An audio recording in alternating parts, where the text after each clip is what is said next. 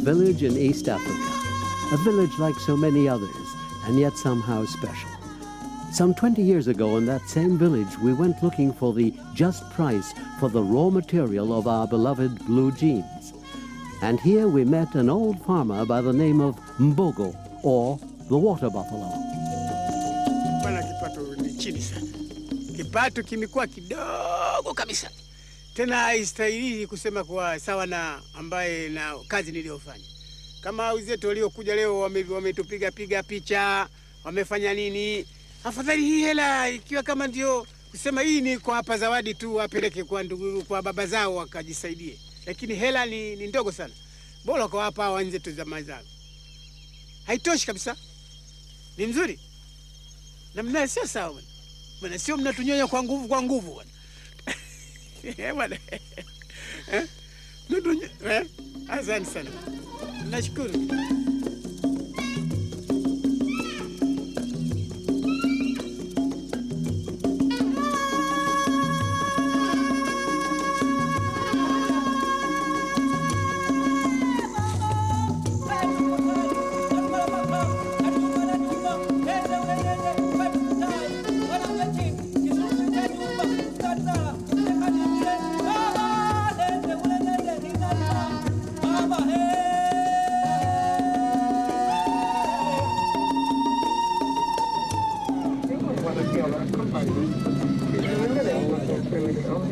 Turn of the millennium.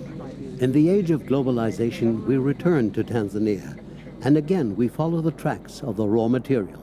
We're curious to find out about changes since our last visit.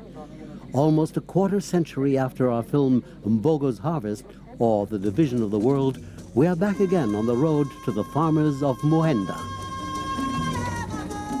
Then, towards the end of the 70s, some 880 families in Muhenda made their living from growing cotton.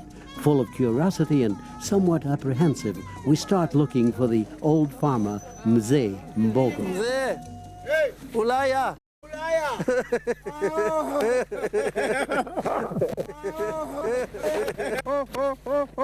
Habari. Mzuri. Salama. Hali yako? Jambo. Safi. Mera habari gani? Sijambo. Sijambo. Salama. Salama. Wote karudi tena mtu wa Ulaya. Ndio. Okay. Tate.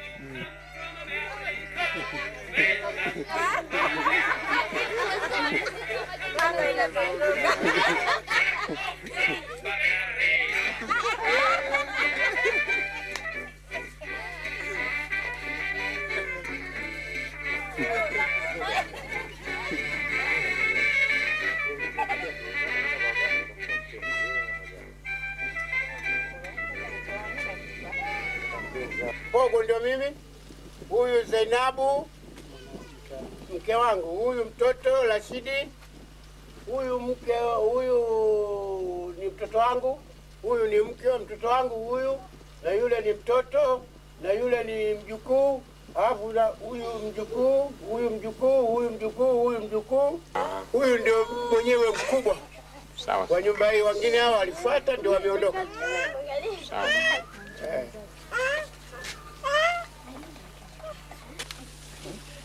Na huyu mama ambaye yupo hapa, unasema hali yake sio nzuri. Hali yake sio nzuri. Ni sababu amepungukiwa akili kidogo. Lakini katika kutibabu mpaka sasa hivi hali anajisikia nzuri. Inaridhisha. Anaweza akapika chakula nikala mimi.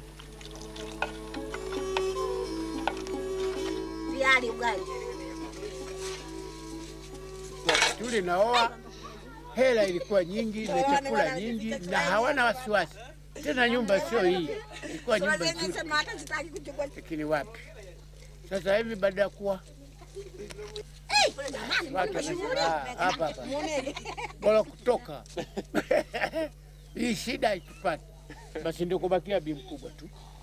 Niliokuwa nimeanza maisha ambaye moja mpaka kufikia hapa. Hawa watu waliofuata wamefuata uzuri. Sasa ule uzuri umekwisha. In 1978, all small-scale farmers in the area were living from and for cotton. The new state of Tanzania needed cotton for its export income. For centuries, cotton has been feeding Europe's textile factories like no other raw material, and for Tanzania's treasury, the white fiber is the absolute staple. The state guaranteed the farmers employment and income. Daily life may have been poor, but it was quiet and without risk.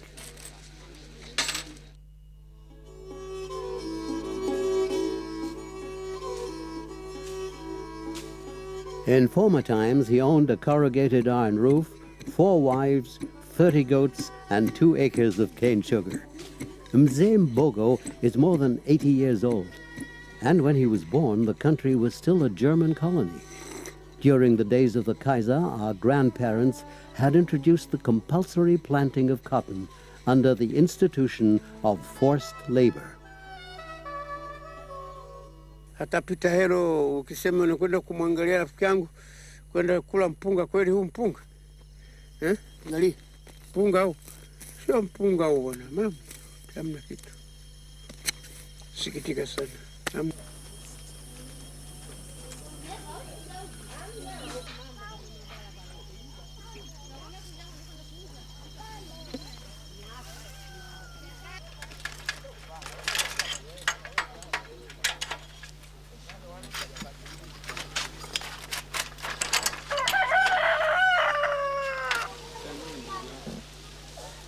Habari ya kazi.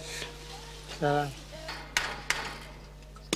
Lakini huyu ndiye anatengeneza baskeli, radio na saa, pengine unaweza babasha. Ndio hivyo tu. Kama hali inakwenda nzuri, basi unaweza kupata karibu 2000 kwa siku. Lakini kwa sasa hivi haifiki hata 500. Kwa sababu watu wanakuwa na ugumu wa kuleta baskeli kwa sababu hela hawana. Wengine pengine wanafanya kukopa tu.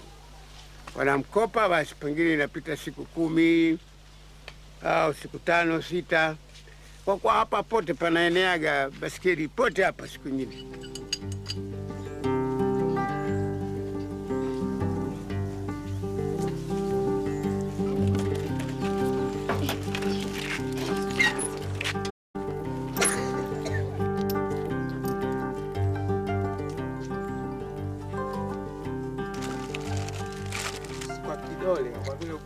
Huyu mama mtu anaitwa Robertina Uyalo. Huyu nani mjukuu anaitwa Selina Gumbo. Ana umri gani? Ana mwaka 1 na miezi 2. All her life, Zita has worn a happy smile on her face, in spite of being a polio victim. Zita works from dawn until dusk. At sunrise, she and her brothers and sisters would carry cotton to the little square in front of the house, and there Zita would clean cotton till sunset. Her father, Mzee Haule, exchanged the clean cotton for money. Only with money could he buy exercise books, but also the necessary expensive medicine for Zita. Thanks to good care in her family, Zita has thrived in spite of her tremendous handicap. Zita married and had her own family, and she had also learned to read and write. Soma na kuandika alinifunza kaka Laurian. Alikufundishaje? Alikuwa akirudi tu shuleni ananifundisha jioni mpaka naelewa kusoma na kuandika. Kwa hiyo sasa hivi unajua kusoma na kuandika? Naelewa kusoma na kuandika. Sasa unafanya nini sasa? Sasa nakaa tu. Wewe si ulikuwa na duka? Nilikuwa nalo lakini nimefilisika. Umefilisika kwa nini?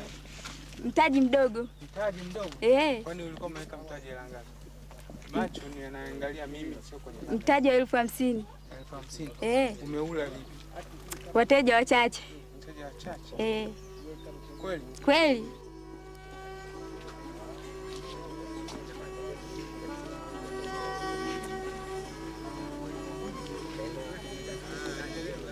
Alinikuta pita hero hapo shamba hilo mpaka huko, alinikuta shamba kule, alinikuta huko. Huyu bwana kazi nzuri sana.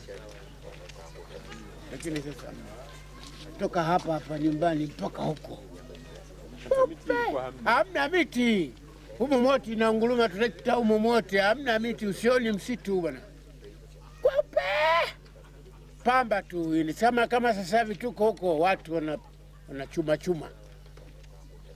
watu wanachumachuma msaada. Pengine nikiona watu baya, nachukua watoto wa shule wananisaidia, lakini inawalipa. Basi ndio hivyo. The white gold hangs rotten in the last field. Some years ago, a few villages tried to grow cotton again. But since the necessary inputs were no longer readily available, Muhammad's cotton was the crop which flourished. However, in the end, he was stuck with his harvest since nobody came to buy it.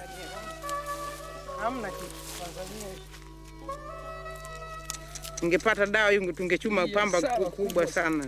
Hasara kubwa sana. Sana. Mwaka wa 3 silime tena baba mbegani pamba hii.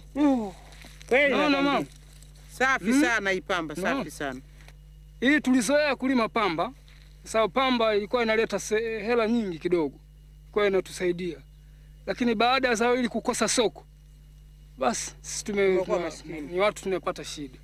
Haina haja sasa, sina haja hata kuichuma kuipeleka nyumbani hii pamba. Itaendelea kuishi humo mpaka mwakani. Ili mpaka siku zikifikia kwamba nataka kukatua haya mabomba kulima zao lingine, ndipo nitakapoikatua hii pamba.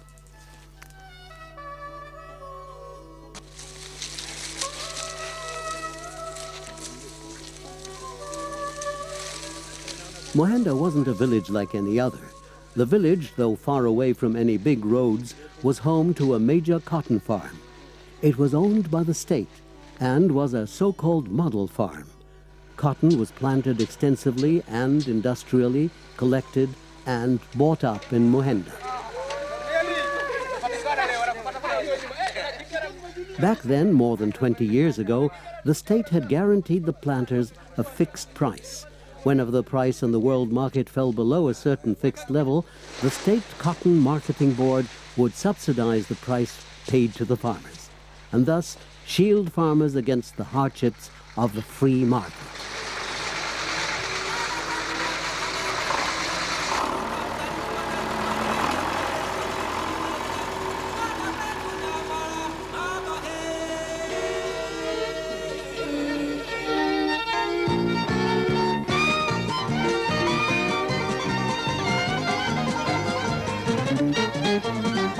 Mustang, the authentic jeans.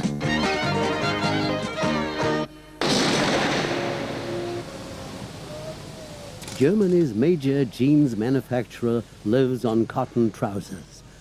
On this assembly line, cotton fabric is being produced for Germany and the world. And Mustang is doing well. During the past decade alone, owner and boss Heiner Safranek has tripled his turnover. The second-generation cloth cutter from Germany's Swabian region has turned his Blue Miracle product, named after the American wild horse, into a household name in fashion worldwide. Ich bin in dem Jahr geboren, als mein Vater die Idee zur Jeans hatte und die erste Jeans gemacht hat, und bin demnach also von Anfang an hier in diesem ganzen Gelände und mit der Jeans groß geworden, mein ganzes Leben. Also ganz direkt verwurzelt. Ja, ich hab also eine ganz neue Form von Jeans an, wieder Bügel, neu alt, wenn man so will, wieder Bügelfalten in der Jeans. Das ist ein Baumwoll-Polyester-Mix. Aber nach wie vor sind 90% all dessen, was wir unter der Marke Mustang machen, aus reiner Baumwolle. Wie sieht es andere Seite mal aus, wenn wir sehen? Da ist ja auch noch, hat der eine Bereich irgendwie da ein bisschen unruhig gewesen, aber sie stand jetzt auch nicht ganz gerade. Bei Mustang haben wir also mit Sicherheit jede Kollektion, wir machen 4 davon, also so an die 12 bis 14 neue Hosenschnitte.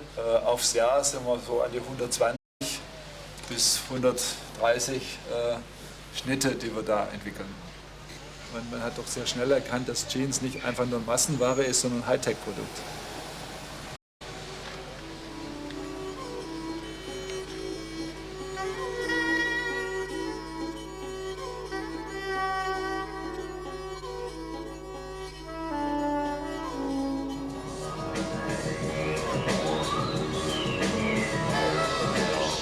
Die Jeans hat weltweit ihren Siegeszug angetreten.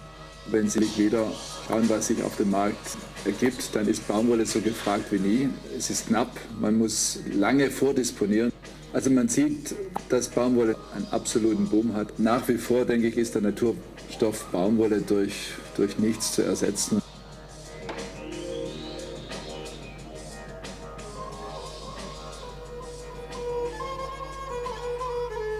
Die Baumwollpflanze ist in der Tat ein recht interessantes Produkt. Ich habe sie noch nicht allzu oft wirklich in Natura gesehen. Also das ist auch ein Gedanke, den ich schon mal hatte, ob ich nicht irgendwann mal mich hier ein bisschen stärker zurückziehe und versuche, das Geschäft hier zu delegieren und vielleicht parallel dazu mich ein bisschen in dem Hobby des Baumwollfarmers zu widmen, weil man da ja auch relativ direkt sieht, was man dann macht und was man ernten kann, während hier manches, was man so einleitet, lange dauert, bis man die Früchte sieht. Tafadhali ulimefuta tu mara 10, lakini kama mtu anatuchangilia anasema sisi tutanunua hii pamba shilingi 250 au 300, mtu nakimbia hapa Muhenda.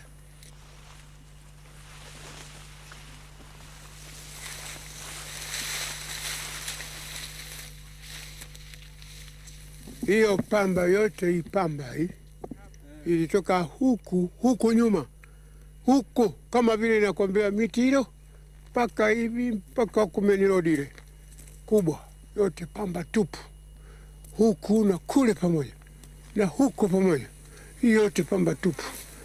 Manake ilikuwa sawa sawa. Hii ndizi ilikuwa peupe mweupe tu. Tunakimbia hapa Muhenda. Angalia kule, godown ingine iko kijijini na ingine iko hapa. Godown ziko hizi 3, hapa ziko 2, hapa ziko 3, kule 1, 4 yote.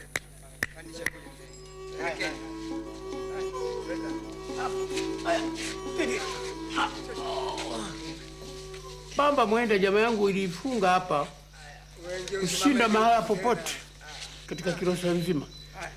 Wamekuja viongozi hapa, viongozi wamekuja pale kutazama lile shamba, wamesema kwa wale hapa Muhenda shamba mimi nalifaidi kweli. Naona kile wapi sasa fedha ndio sawa. Basi pale Muhenda ingekuwa vile vile tu, ingekuwa pamba imeendelea karibu miaka 30 au 20 na kuendelea. Lakini wapi, ghafla tu imezima, ghafla imezima pamba.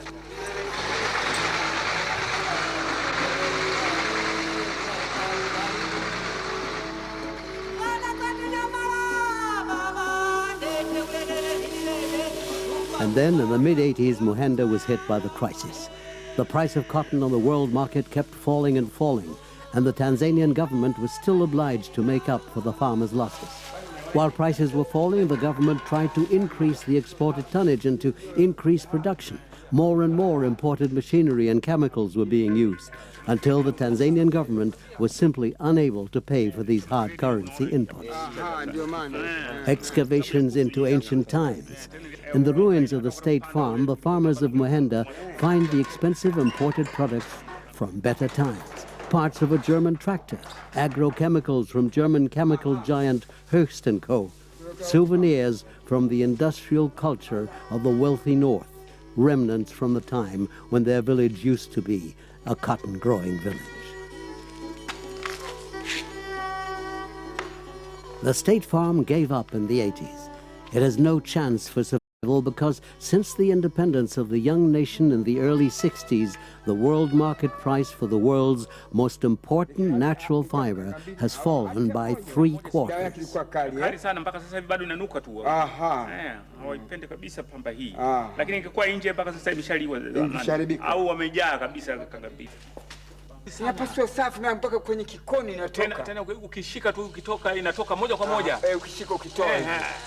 Wallahi huwezi kubakia tena. Basi dawa ilikuwa dawa gani?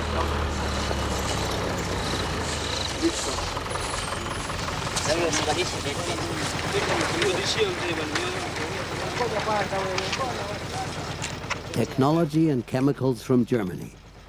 Only 20 years, the price for pesticides and fertilizers has tripled, so that eventually the sales price simply couldn't cover expenses anymore. Even more often, farmers got stuck on their harvests.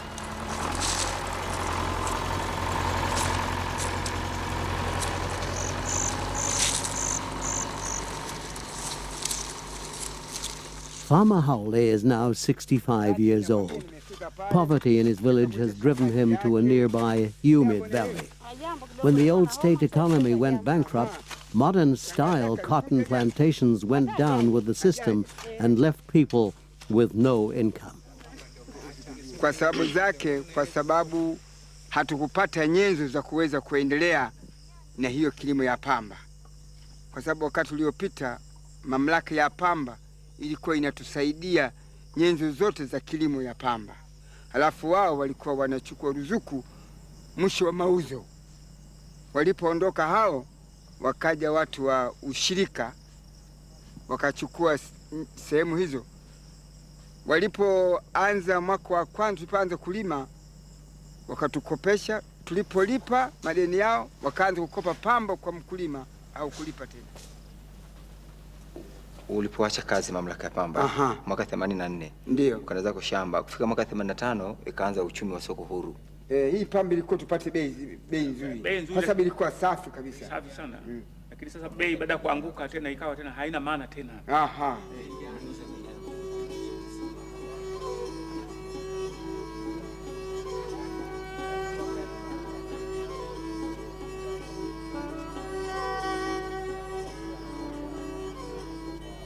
Kunyong'onyea kabisa. Asema, sasa hii kulima pamba si tufanye magodoro ya kulalia. Hiyo kazi mbaya sana. Basi wakaanza moja mpaka tukafirishika. Baada ya kuhama ushirika, ndio sasa hivi hatulimi tena pamba. Sababu hatulimi tena, hakuna zana ya kufanyia kazi. Hakuna dawa ya kushughulikia. Maana mtu anapolima, anajua hapa nitalima nitafanya hivi, hapa nitalima nitafanya hivi. Sasa yule mtu anapokuja limeni pamba, sitawaambia bwana tia saini tu kidogo. Hapo kitia saini si pamba tutalima. Wale wanaotaka zao la pamba lilimwe wasimame juu. Mimi naanza. Kwa hiyo tupo tayari kwa zao la pamba.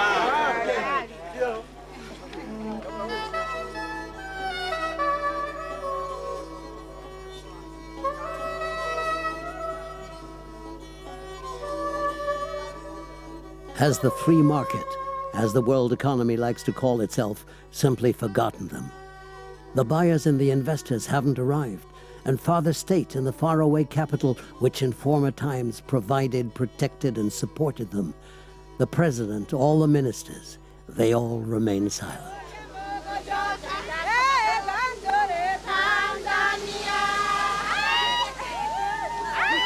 In the far west of the country, far beyond the Serengeti and before reaching Lake Victoria, in the region of the Great Lakes, poverty was rampant and minor cotton planting was the only meager source of income.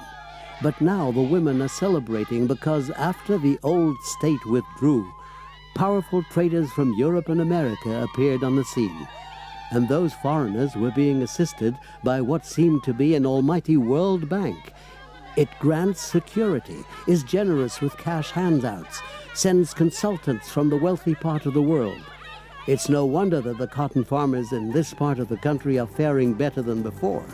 Here at least, the Wazungu, the rich white tribe, is assisting the local people.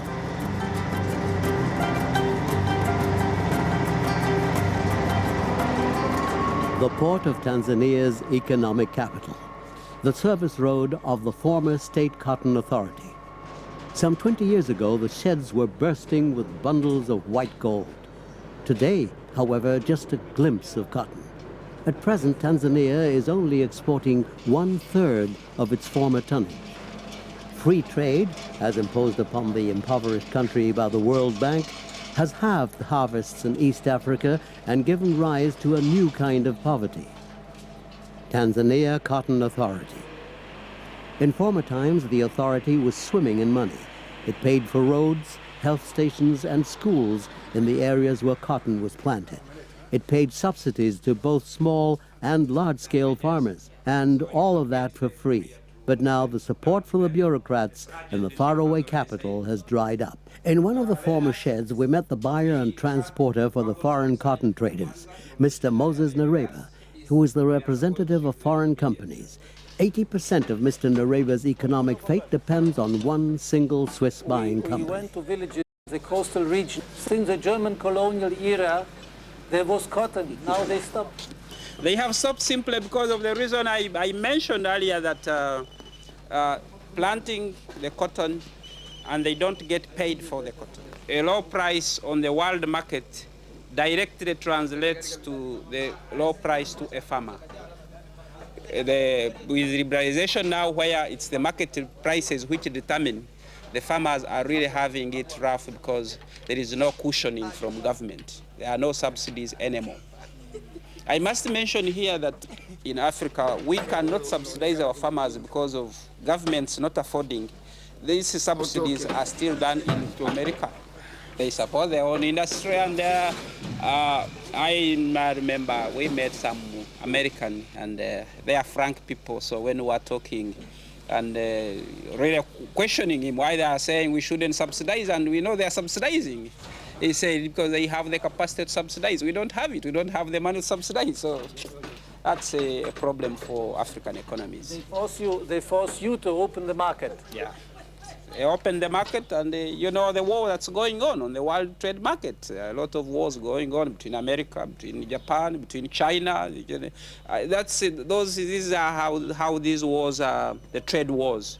That's how they come in, because there is no fairness at all in the world trade itself. Hello? Nicodet, how are you? How is everything? I'm struggling hard and I'm doing the best for you, Nicodet, you know that? Wir haben unseren exklusiven Transporteur, das ist der Herr Moses Nareba. Seit Jahren macht er für uns die Transporte in Uganda und Tansania. Wir haben ihn eigentlich zu dem gemacht, was er heute ist, zu dem großen Baumwolltransporteur. Er darf aber auch für andere transportieren, das stört uns nicht. This very Swiss company buys up almost half of the Tanzania's cotton crop. Switzerland, though poor in raw materials, is a real heavyweight in world trade. For more than 3 centuries, colonial traders from the Alpine valleys have been going into the tropics, and they continue to conquer ever larger markets. Wir gehören, würde ich sagen, zu den 10 wichtigsten Baumwollhandelsfirmen der Welt. Ein Mehrfaches von der Ernte von Tansania ist unser Umsatz.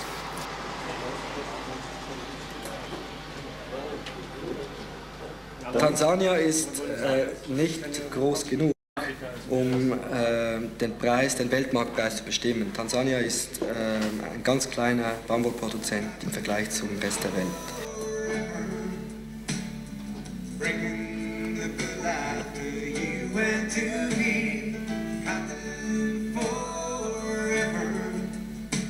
Die Schwankungen, wie gesagt, sind enorm.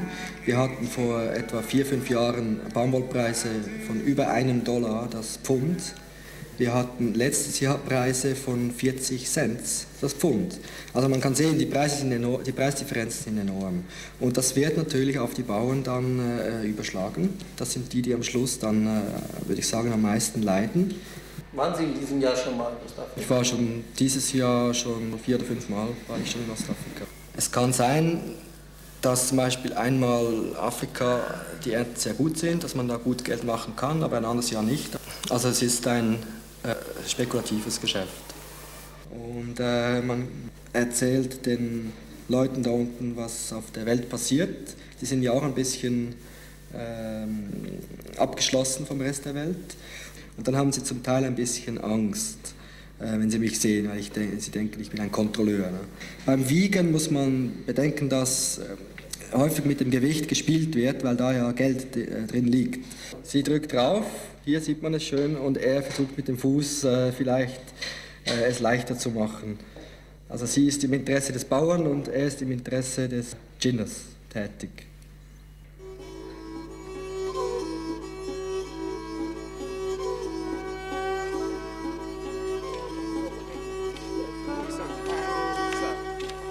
Hali imeshakuwa ngumu sana. Baadaye mama anapepeta na kutia kwenye magunia. The state is poor. The new state has forgotten them. In the last few years, villagers have even had to pay for exercise books, school uniforms, and even school furniture from their own pocket. Vizazi hadi vizazi vimeishi au vimesoma na somo na hela ya pamba. Afika mtoto mpaka darasa la 12 lakini mtihani hakufanya. Sina hela. Kila nikitaka kujiinua siwezi, chakula hakuna. Ndani njaa ipo, hela hatuna. Chakula hakuna. Kwa kweli mwanangu mpaka leo ananiuma uchungu. Kwa sababu alikishafika mpaka darasa la 12 lakini ameshindwa kufanya mtihani. Hela sina. Wewe unapenda jeans sana? Napenda sana jeans mimi. Naona jeans inapauka. Ambapo ungepata labda nyingine ya ambayo ni mpya. Utapata nyingine iliyokuwa safi. Talima pamba. Sasa unaonaje sasa pamba ndio inakufa, sasa utaacha kuvaa jeans za blue? Pamba hivi. Pamba hivi. Sasa wewe ndio unatakiwa sasa ueleze kwamba utaifufua vipi? Pamba nitaifufua kutokana na mikopo tukikopeshwa kikundi, maana hivi sasa tunakuwa jinsi ya ulimaji. Kwa sababu hatuna kitu jua kali kama unavyoona hivi sasa vijana hatuna kazi. The world outside does affect these men. They would like to understand more about the world, but it isn't easy in Mohenda. News from the outside world is rare, and when one of the villagers brings a newspaper from the faraway city, it is devoured by half of the village. It is read and reread for weeks on end before a mother is allowed to use the paper to light a cooking fire.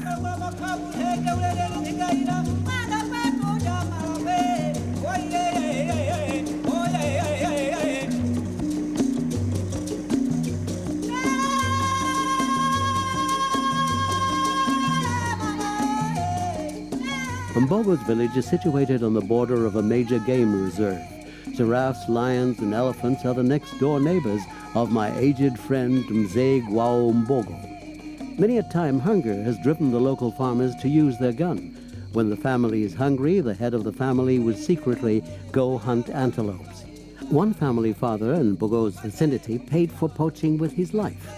A perhaps a little too conscientious game warden simply shot the cotton farmer.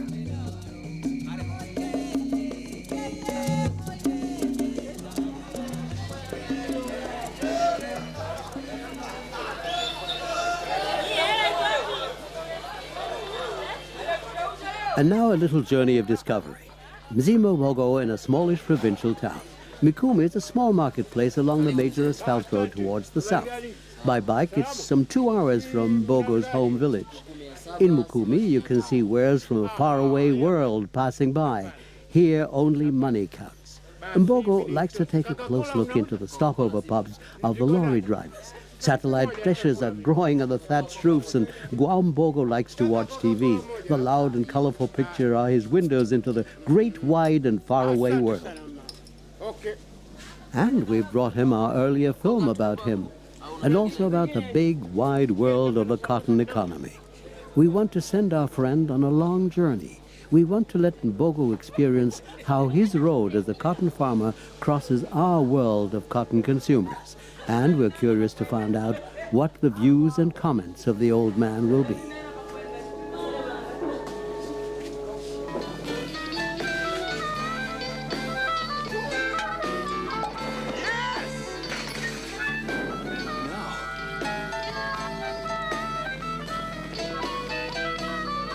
Majinja. Majinzi. Masuruali. Masuruali. Aha. Nala. Ina video. Ndio maana watu wanapenda sana kuangalia. Kwenye viwanda vinavyotengeneza hizo nyuzi za pamba. Hawa nani Wahindi? Au sio? Watu wa mitindo. Watu wa mitindo ya nguo. Walabu lakini au Wahindi. Wazungu.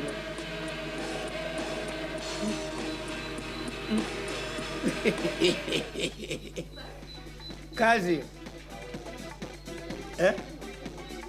Na kweli mitindo hii. Mjukuu. Unakwambia mitindo hii. Sawa. Nguo za pamba hizo. Ndio nguo za pamba, lakini uvaaji wenyewe ndio huu. Ukilinganisha na kwetu huku vile. Kutoka Mwenda nini ukapata? Nimeipatia tabu. Sasa unaona. Naiona watu wamevaa vizuri, inapendeza. Mimi ni mtu ambaye wa kulima. Sawa kwa ajili ya hiyo ama sawa kwa ajili? Sawa pamba yetu kulima kupata sisi.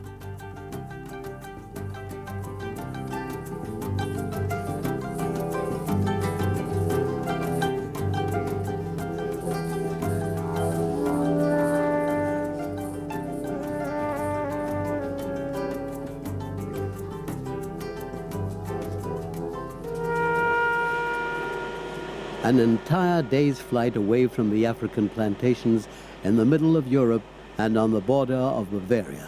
Hungry automated machines devour some 100 tons of cotton every day, and that in one single factory. And the world market price is most favorable, the lowest in a quarter century. But the price for the white gold is being set by people elsewhere, on the American Stock Exchange. Wazuri na wanapendeza kama kawaida tu. Unajua zao la pamba John, ingekuwa kama ipo mpaka leo. Ukilinganisha na watu wa Mwenda sasa. Tofauti. Kumbe bure. Tumekatikiwa kama samaki ambao wamekatikiwa maji njiani. Ndio tabu yake. Consors, die Discount-Broker, präsentieren das Businesswetter.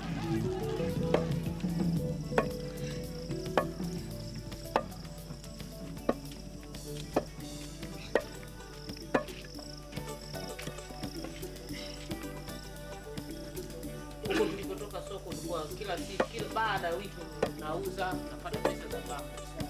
Sasa hivi hakuna soko wala hakuna mahitaji yoyote lakini katika watu 800 wamelima hiyo hii tu, na sijui kwamba nitaiuza wapi.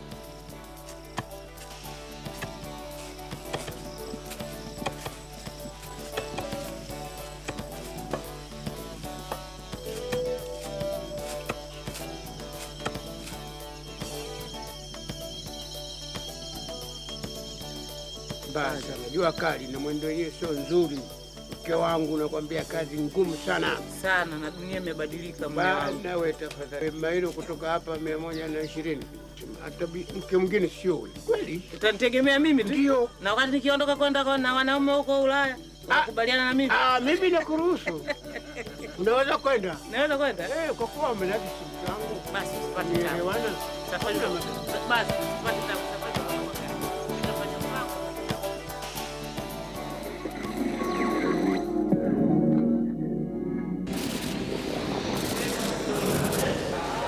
From here, the big market has penetrated deeply into East Africa.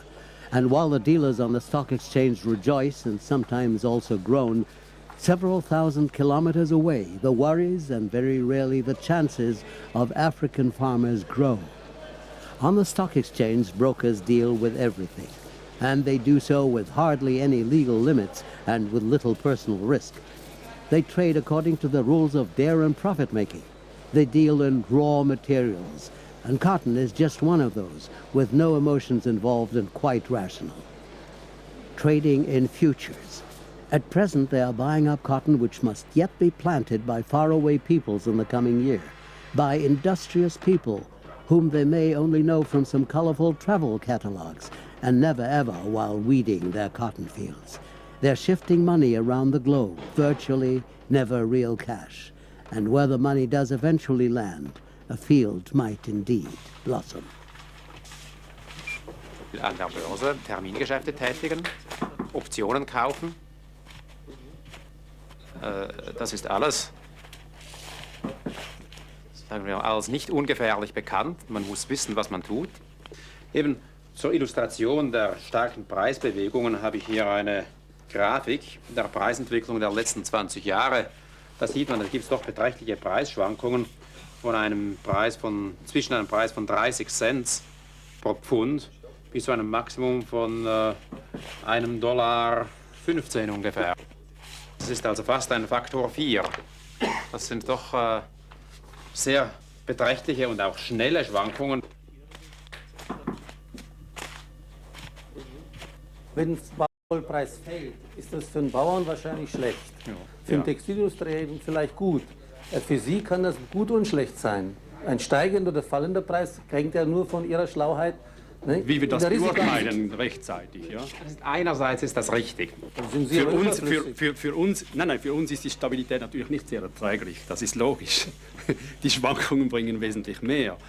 Aber die Schwankungen sind einfach gefährlich, in jeder Hinsicht. Ich glaube, wir haben seit 10 Jahren recht stark expandiert. Wir sind wohl rascher gewachsen als der Gesamtmarkt. Und welchen Größenordnungen arbeitet jetzt Ihre Firma? Wir sind eine Familienfirma und geben eigentlich nicht gern Zahlen bekannt. Sagen Sie nur eine Idee, wenn ich sage 500.000. Aber wir sind sicher einer der 4 oder 5 größten Baumwollhändler der Welt heute. Und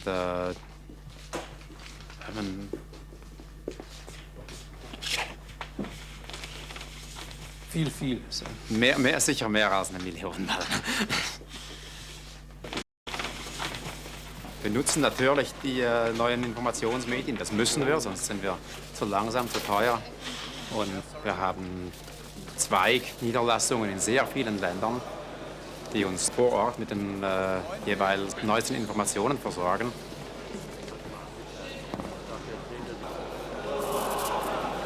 Wir sind eine Art stolz darauf, dass wir Baumwollprofis sind und wir machen nur Baumwolle und wir werden dabei bleiben.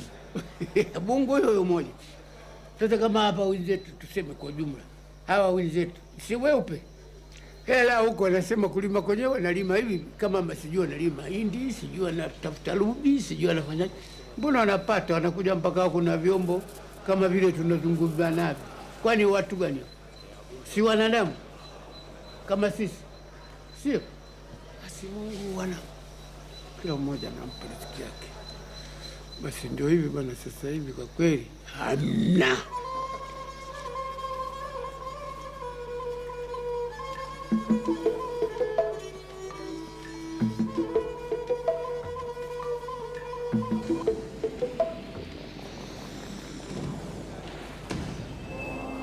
Mit relativer Stärke könnte sich der deutsche Aktienmarkt auch in dieser Woche im internationalen Vergleich zeigen.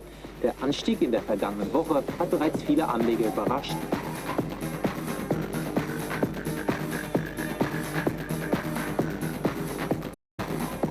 Images from America's cotton belt, pictures from China, impressions from Australia, lots of machines, plenty of chemicals, and lots of cotton, buckets of money. Pictures from the dream world of the Mohenda villagers. Then, some 20 years ago, the model farm in their village wanted to look like a carbon copy of the industrial farming in the First World. But the simple villages were nothing but common soldiers in the global cotton war, which led to large-scale indebtedness and eventually to bankruptcy. This way the market invaded Mohenda, and this way the sound of battle drums of the faraway stock exchange did reach Mzim Bogo's village.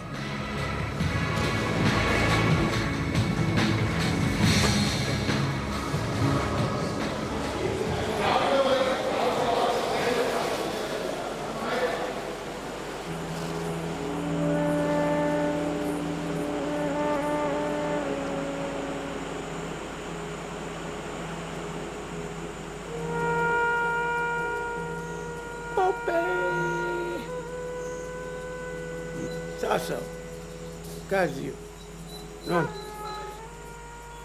hakuna mtu yoyote, mashine tupu hapo inafanya kazi. Hamna wizi ama kusingizia mama anaumwa ni hakuna. Yote kazi ya mashine tupu. Kweli inakadhana, inashokota zenyewe zile nyuzi au pamba na shindika.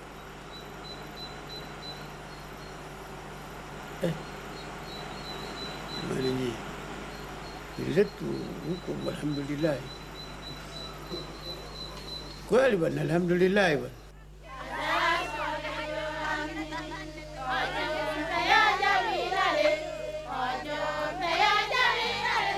Sasa wenzetu mwenye redio tunasikia huko Shinyanga, sijui Tabora, sijui Kigoma, sijui wapi.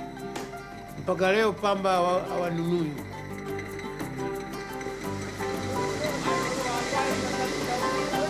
In western Tanzania, by the grace of the World Bank, cotton is still in full bloom, and foreigners as well as rich local neighbors have built ginning plants for cotton.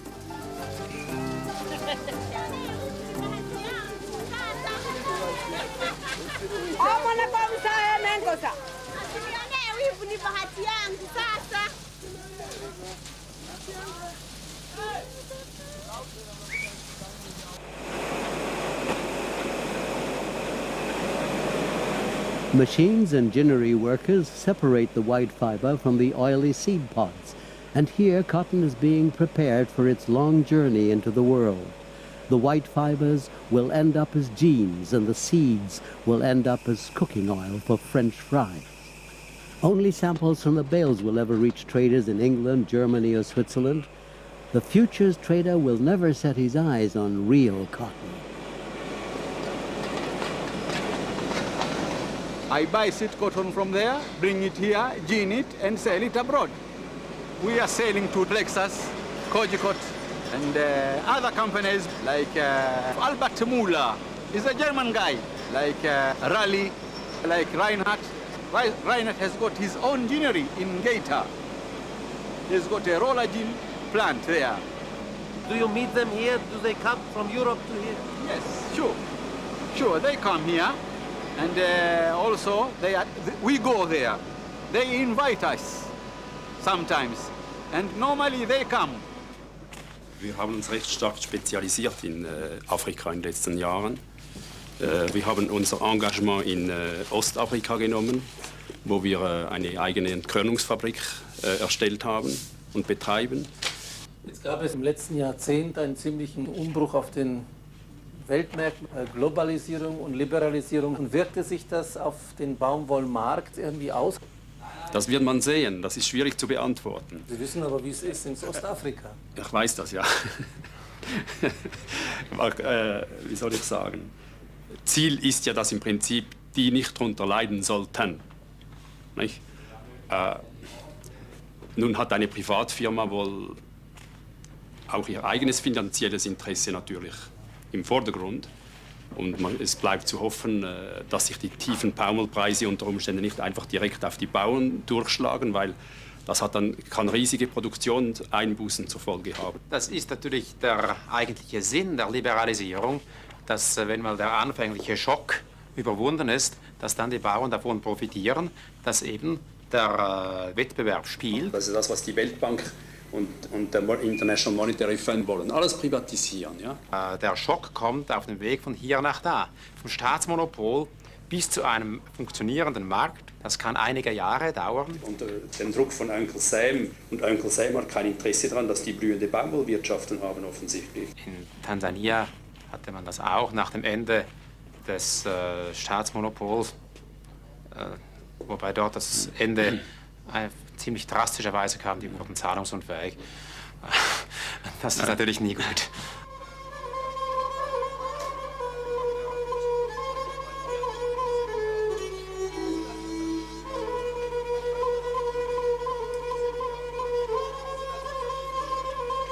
Lakini kwa kweli pamba ilikuwa muhimu mkubwa sana. Hata mimi nilikuwa nakunywa chai maziwa bana. Mzee Mbogo, nilikuwa nakunywa chai maziwa. Basikeli 3 naweka. Lakini sasa hivi sina hata kimo. Nimekuwa hivi tu. Nyumba kulala, hata mwenye pita hilo ni ng'ombe. Unaona nalala nyumba mbavu ya mbuzi. Asante sana. Lakini kama tulikuwa tunaweza, tungelima hivi vyote na hata hiyo pamba tungelima. Na hii inatokana na matatizo ya uchumi wa soko huru. Ndio maana tulikuwa tunafurahi kwa sababu soko huru sasa kila mtu tulikuwa tunafurahi, lakini matokeo yake yanatuumiza sisi watu masikini. Kwa sababu vitu vyote vipo vinauzwa, lakini sisi uwezo wa kununua tunakuwa hatuna. Unajua unga huu?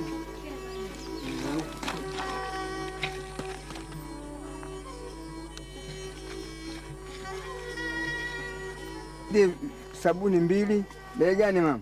Shilingi 100 kipande kimoja. Vipande 2. Sawa. Mafuta kopo moja mama. Bei gani kopo mafuta? 500. 500? He.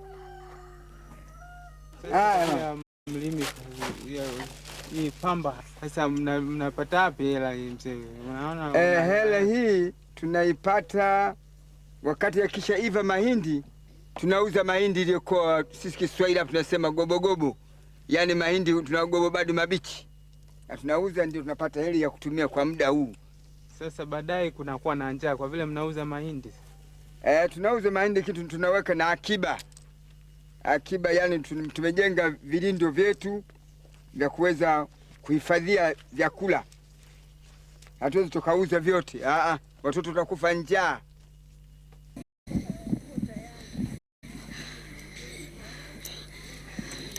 Umeiva. Umeiva. Kidogo. Kidogo.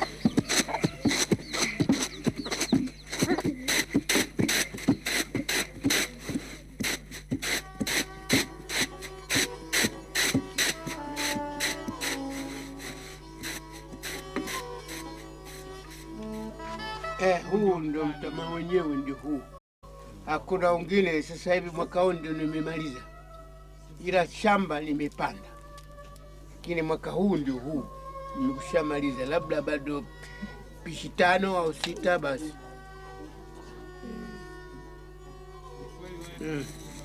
Sana na njaa, walikufa sana, wamekufa sana. Mwaka jana ilikuwa hatari, ile njaa kubwa sana.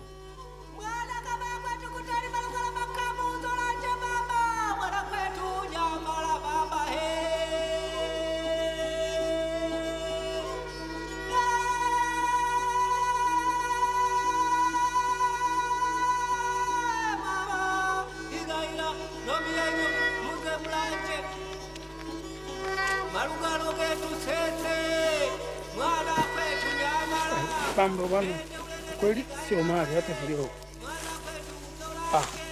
Kabulani hiyo.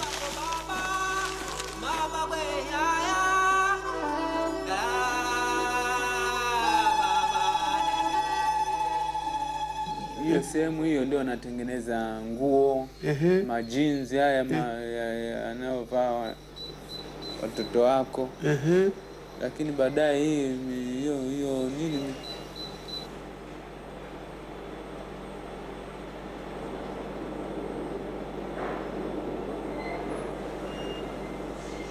hapa na yote wanaipaka rangi sasa nguo hiyo ya kwenye pamba.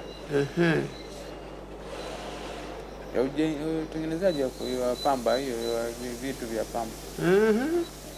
Hiyo vyombo vyake. Jamani, wameendelea.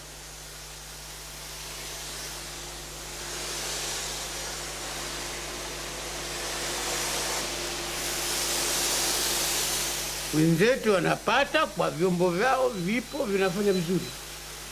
Sasa sisi vyombo vyetu havifanyi vizuri.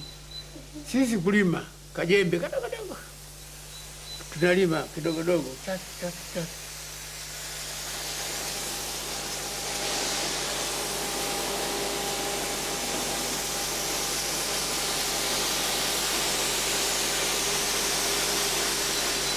Na huyu naye hapa nani? Ndio mmoja wapo. Hao wanaangalia hiyo nguo yenyewe nzuri ama. Already in the 60s, this jeans factory was being considered the most efficiently organized production company in Germany. Elizabeth Herman was one of more than 2,000 industrious seamstresses. Paid by the piece, they worked faster and faster, producing ever more blue denim trousers. Ich habe mit 14 Jahren in der Firma angefangen. Damals hat es noch geheißen, man müsse Geld verdienen, und da bin ich halt geblieben. Und da haben Sie nähen gelernt? Ja, da bin ich halt an eine Maschine gesetzt worden, dann hast du erst einmal auf Papier genäht. Ohne Faden, ohne alles. Eine Nadel war schon drin, damit man irgendwie ein Gefühl für die Maschine kriegt. Und so hat man mir das Nähen beigebracht. In the Mustang factories, the cutting and sewing, starting with cloth bales and ending in the shipping department, takes between 12 and 15 minutes. Some 20 years ago, robots were cheaper than people. Reason enough for the managers in Germany to decide that taking the production unit to cheaper foreign countries wasn't worth considering. But then globalization blessed the company with far cheaper workers, foreign workers, to whom the company has no obligations whatsoever, who need no maintenance, in contrast to modern and expensive machines.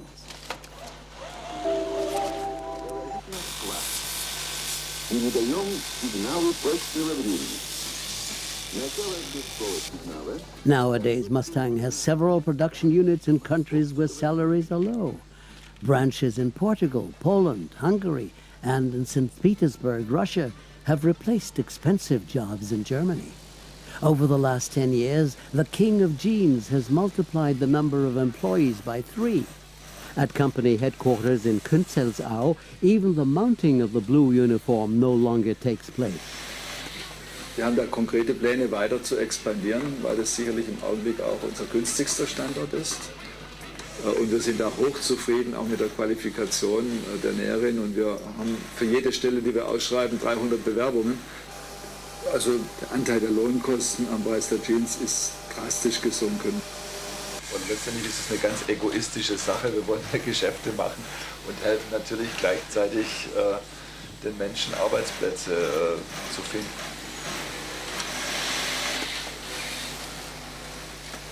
Wenn man das jetzt mal global sieht, ist es natürlich durch das günstige Lohnniveau, ist es ein absolutes Profit Center geworden, wenn man es aus der Gesamtunternehmenssicht betrachtet. Ja, ich würde da sagen, dass hier die Näherin an sich genauso qualifiziert ist wie in Deutschland oder wie in Ungarn. Der Unterschied liegt natürlich irgendwo im absoluten nationalen Lohnniveau, sodass es sich nicht lohnt, dieselben Maschinenausstattung, dieselben moderne Maschinenausstattung überall zu machen. Also hier, wenn eine Näherin 300 D-Mark so in etwa verdient, umgerechnet in D-Mark, dann lohnt es sich nicht, die teuersten Automaten hinzustellen.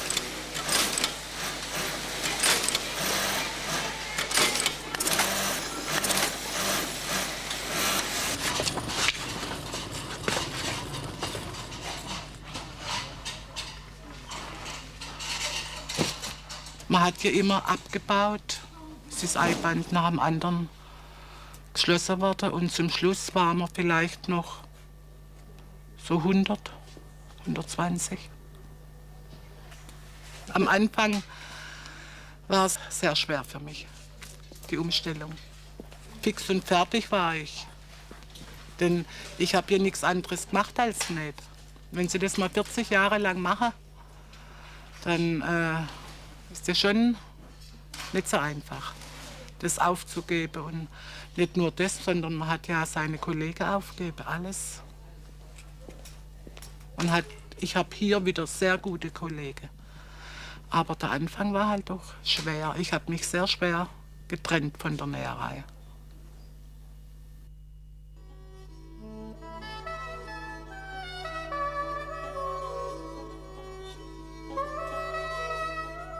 Von der Emotion her war das schwierig, aber auch für mich. Also es ist mir wirklich schwer gefallen, die Produktion dann hier in Deutschland zuzumachen. Und an und für sich hätte ich das schon vor 9 oder 10 Jahren machen müssen. Nur wenn die Unterschiede so krass sind, das macht halt im Lohn das 5-fache aus, bis 10-fache aus an und für sich, wie jetzt beispielsweise hier in St. Petersburg. Und, das heißt, eine Näherin in Deutschland verdient etwa das 10-fache, ja.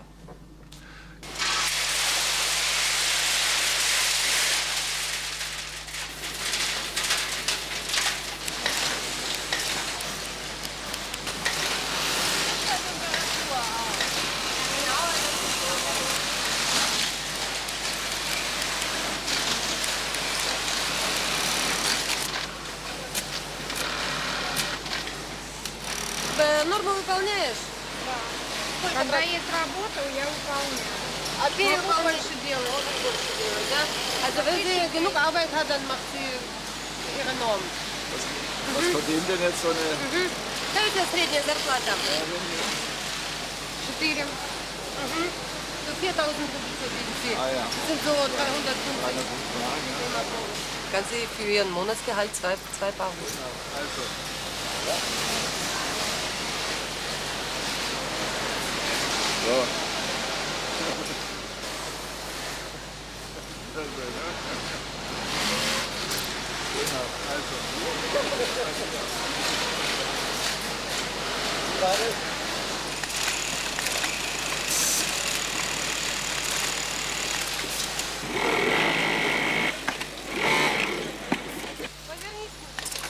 Anstecker geben?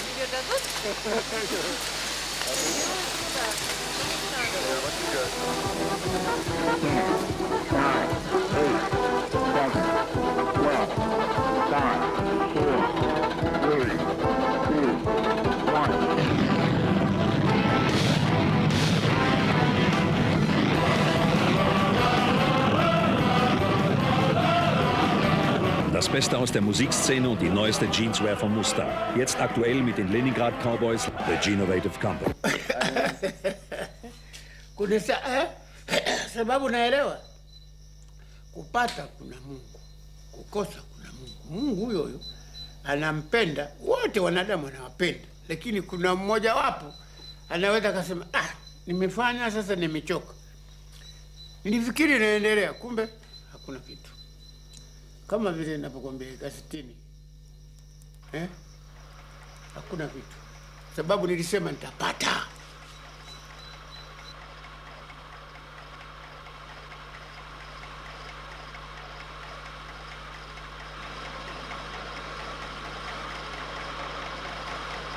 Towards the end of the 70s, Tanzania had a modest textile industry.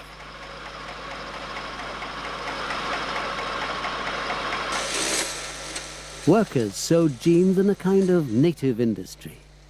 Even by the end of the 80s, Tanzania's textile industry was regarded as a fully successful branch. But then came globalization.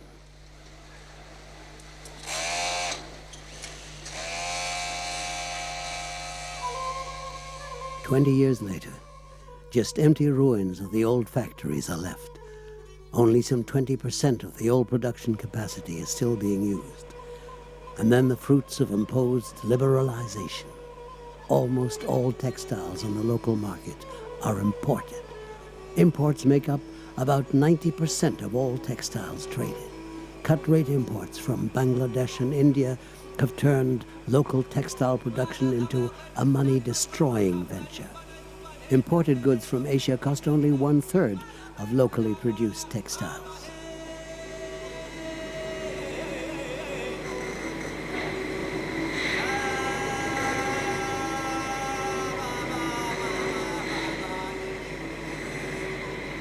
The whole thing has to do with the world trend. It is not very good. As looking around myself, carrying all these bales all the way from here to Europe to Southeast Asia is not a very good thing. But the issue is our inability to do. We could process this cotton here and put on the shirts, but we send these bales here all the way to Europe, all the way to Asia, only to get back shirts. It is not very good for our economies, and we should strive to add value to these raw materials which we produce. It's very important. Before a pair of jeans reaches the customer, it has often traveled some 10 to 20,000 kilometers over several continents. Mustang, in fact, marries cloth from North Africa with copper buttons made in Turkey and zippers from China, all of them joined together in Russia.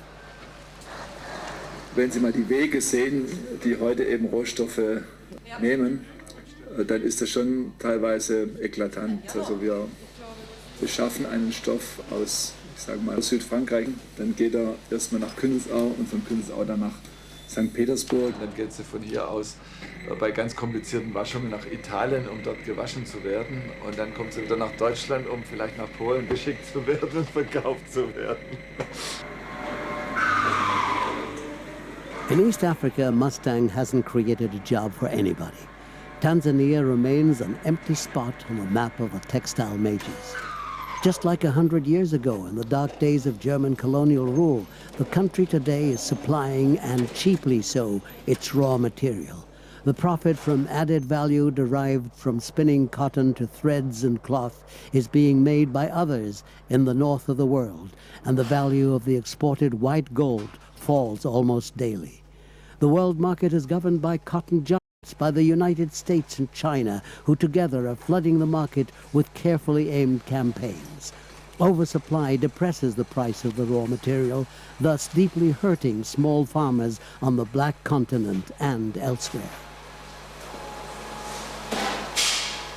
Welchen Anteil am Preis spielt der Rohstoffeinsatz und welchen Anteil die Lohnkosten, welchen die Transporte, welchen die Werbung? Jetzt von mir da die Details der Kalkulation haben wollen, das verrät natürlich kein Hersteller gerne, aber dass die oder dass der Rohstoff teurer wird, das ist in den letzten 20, 30 Jahren absolut nicht der Fall gewesen. Wären Sie bereit, für den Rohstoff mehr zu bezahlen als für die Werbung? Das ist überhaupt nicht die Frage, was ich bereit bin zu bezahlen, sondern es ist einfach die Frage, was ist der Konsument bereit dafür zu bezahlen. Und aber die Werbung zahlt er auch. Die Werbung zahlt er. Aber mit der Werbung bekommt er natürlich einen gewissen Mehrwert. Und wenn ich mehr Werbung mache, dann bekommt er natürlich auch mehr Wert über die Werbung, bekommt er mehr Werbung oder eine qualitativ bessere Werbung.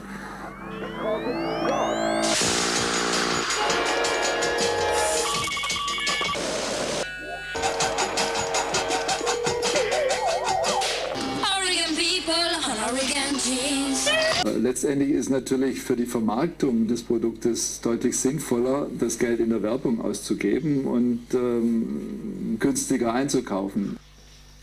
Hapana matatizo, inakula kazi bwana. Pamba inafanya kazi kweli, angalau angetufanyia kidogo tu, alafu tulime pamba. Mimi nadhani tungiokoka kidogo, tulime pamba.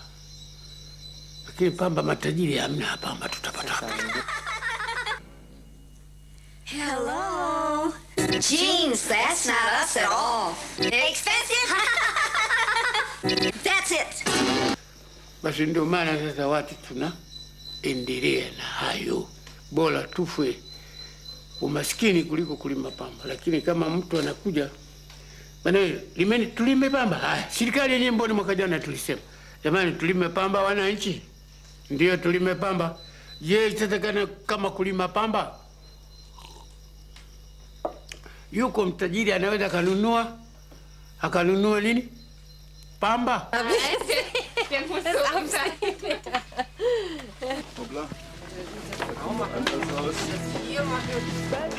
sieht aufeinander gebunden. Gut. Auf die eine Seite.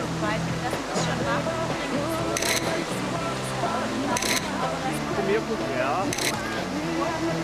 So, auch nochmal. Auf. Ja.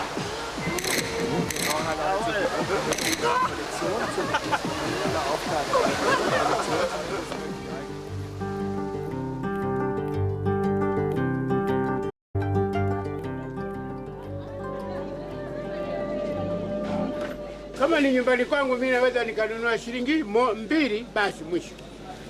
2. Asante.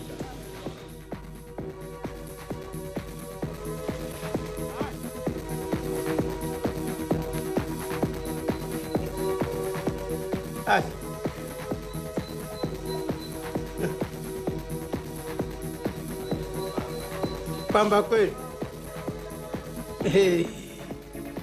Ndio kulinga huko.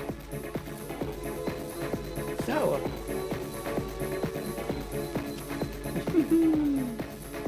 Matatizo. Huyu sio kuja, huyu ana suruali. Huyu ana suruali. Sio kuja huyu.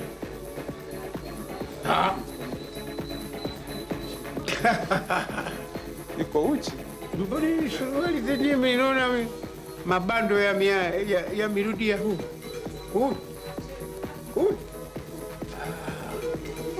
Huyu bwana huu mata wakucha wakupaka hapa. Lakini nguo zingine zingikuwa zinateremka mpaka pale zinapendeza, lakini wapi zingine zimekuwa ovyo.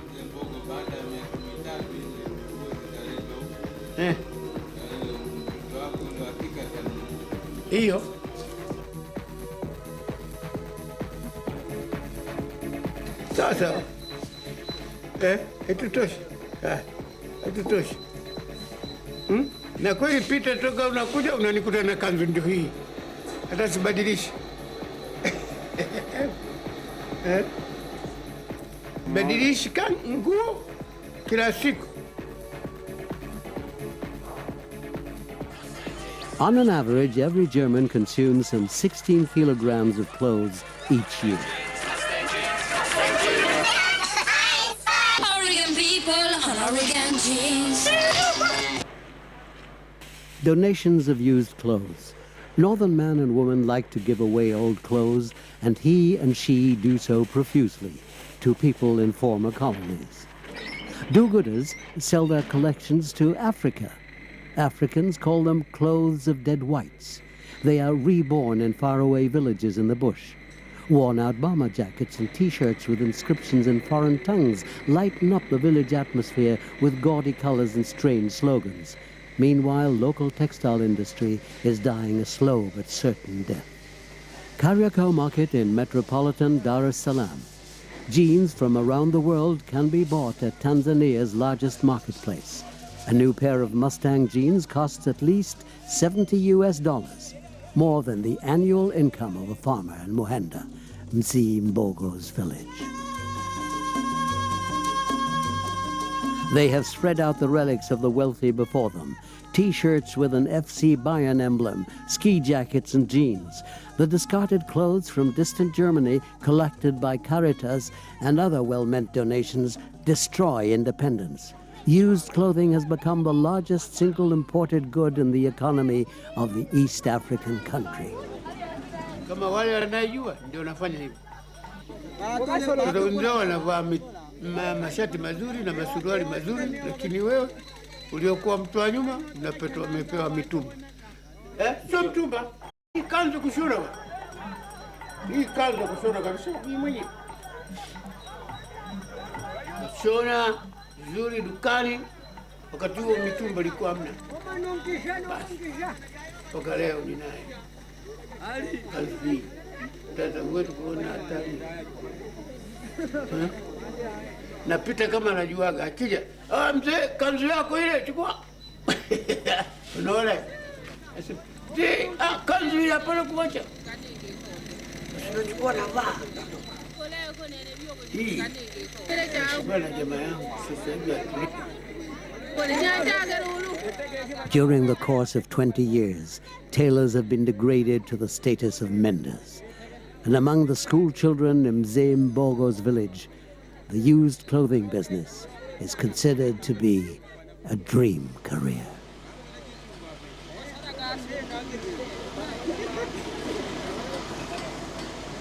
In many cases, we get the second-hand clothes which are thrown back to us. That's not a good cycle. And what can our countries do? How can we stop such a...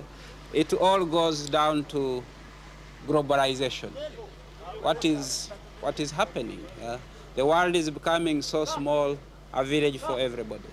But there is a lot of unfairness in this globalization.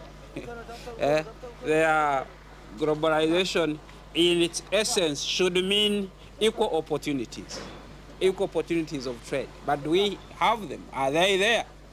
They are definitely not there. The weaker ones continue to get weaker. The stronger ones continue to get stronger. And it's an unfair world system, I think, which must be addressed.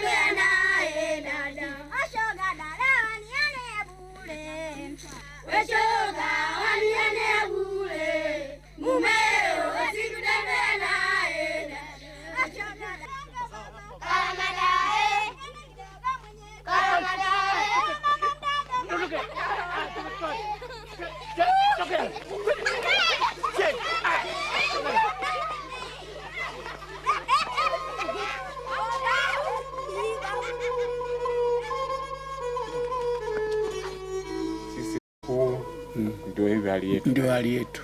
Wewe hiyo hali unaiona inakuudhi? Mimi hainiuzi kwa kuwa sinipo hapo Tanzania. Sasa mimi tu mtu mmoja itaniuzi vipi? Sasa kuuzi sikasiriki kwa kuwa nipo hapa Tanzania. Sawa? Niko Tanzania hapa na wenzangu. Hakuna wakati nafikiria kwamba kwa nini nisingezaliwa labda Ulaya hivi. Sasa hiyo sisemi kwa kuwa babu yangu hakuzaliwa Ulaya. Sasa mimi sikumbuki hayo. Unaona? Au ungecheka uzuri. Kwa vitu ambao wanapenda. Sasa mimi unajua kule hata nikienda na pesa nikikaa kule ni mgeni tu. Kama ungezaliwa kule. Ningezaliwa kule. Ningependelea mimi nakuja huku na wale waliokuwa